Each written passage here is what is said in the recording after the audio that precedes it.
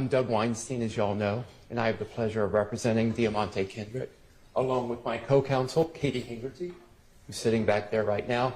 Mr. J. Apt also represents Mr. Kendrick, but he can't be here right now. And good afternoon, Your Honor, and good afternoon, counsel. I am thrilled to finally be able to speak directly to you all. We've seen each other in the hallways, we've seen each other in the break room and here in court, but I haven't been able to address you directly. The first thing I have to say is thank you. Thank you for your time over the last year. Thank you for your attention. It is sincerely appreciated. And I am going to do something that you have not seen much of. I am going to try to move at a brisk and deliberate pace and not take up any more of your time than I need to, because I think we have already taxed that enough at this point. I know that your time is valuable. I know you want to be able to spend the holidays with your family.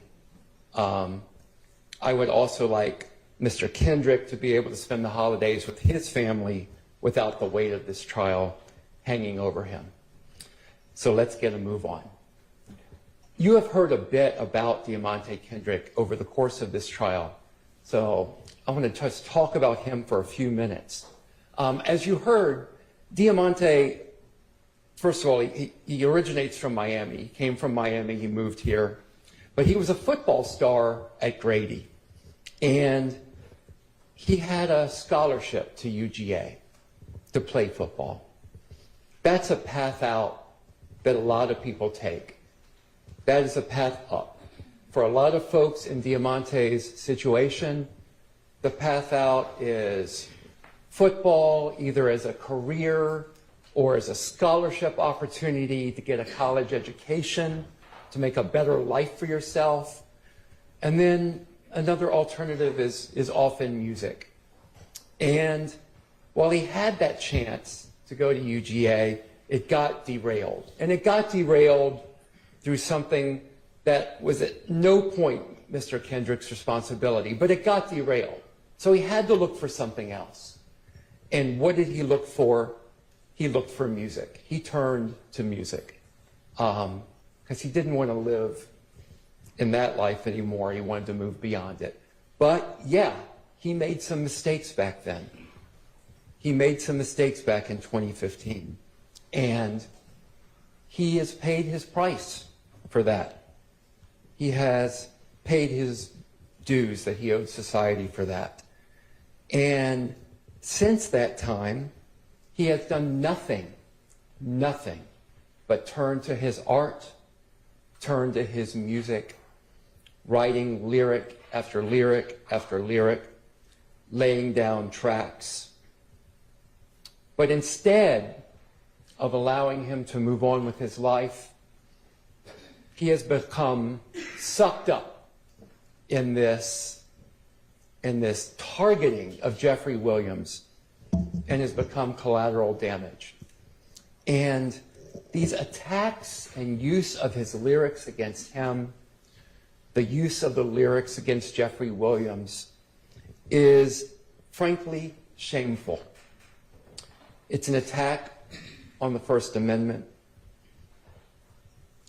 And there's been so many rights, so many notions that I think we hold dear as a nation that the state has simply swept away. So why has the state taken a year of your life away from the work that you enjoy, the family that you love, your travel, your vacations, your children, grandchildren, parents? Why have they done that? What has been the point? The state told you in their opening that there was a point. And the point was that Jeffrey Williams was the head of a wolf pack. That is what they told you. But I don't think anyone sitting in here has seen that. You'll make that decision, not me. But I don't think anyone has seen that.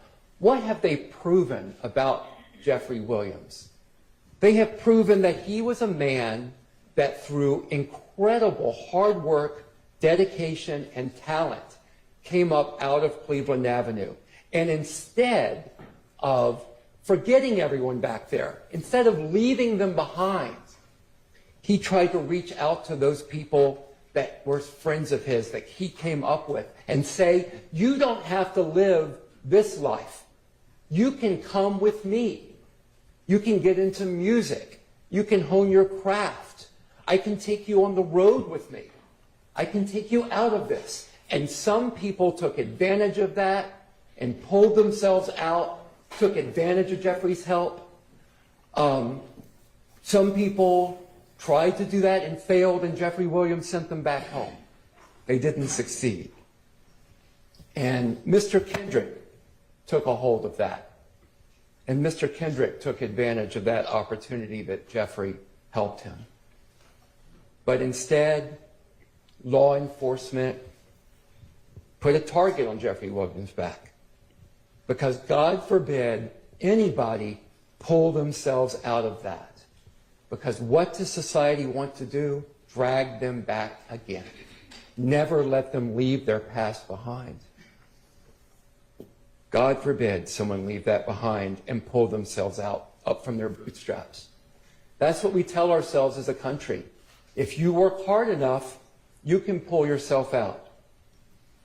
Let's see what you guys say. So I would argue that we have not wasted your time here for a year. I'm going to argue that the state hasn't wasted your time, that this court hasn't wasted your time, and that we can salvage something out of this year that we have taken from you. And that is to send a message. And you're going to send a message by going in the back, looking at the evidence that's presented to you, and I think any review of that evidence would have you come back with findings of not guilty on all the charges against Mr. Kendrick. Deamonte Kendrick is one of Jeffrey Williams' best friends. And as I said, he's a casualty of law enforcement's war on Jeffrey Williams.